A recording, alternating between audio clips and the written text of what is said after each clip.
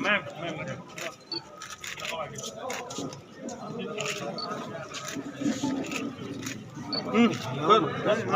Ready हो जाओ। Two questions ma'am. Ready हो जाओ सर। निकल जाओ। आगे तो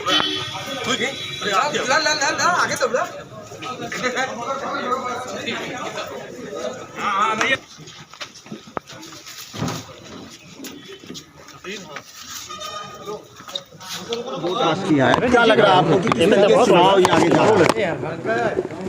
मैंने अपने मताधिकार का प्रयोग किया और अपने दायित्व का निर्वहन किया।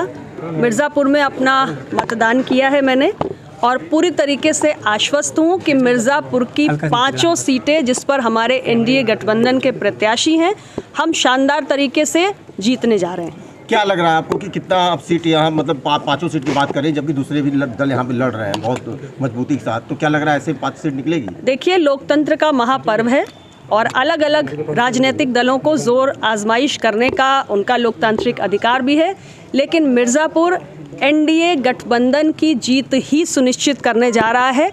पिछले 5 वर्षों में जो यहाँ पर राज्य की सरकार रही और पिछले 8 वर्षों में मेरा जो दूसरा कार्यकाल है, भारत सरकार की जो तमाम विकास की परियोजनाएं यहाँ पर आई, उसको देखते हुए मिर्ज़ापुर का मतदाता बहुत उत्साहित है और एनडीए गठबंधन के प्रत्याशियों के पक्ष में ज़बरदस्त मतदान हो रहा है। स्थानीय कौन से मुद्दे हैं जिस पे जनता यहाँ की वोट करे? मैं अगर विकास की दृष्टि से बात करूं तो पिछले 8 वर्षों में मिर्ज़ापुर ने एक के बाद एक बहुत सारी विकास परियोजनाओं को जनपद में आते हुए देखा है।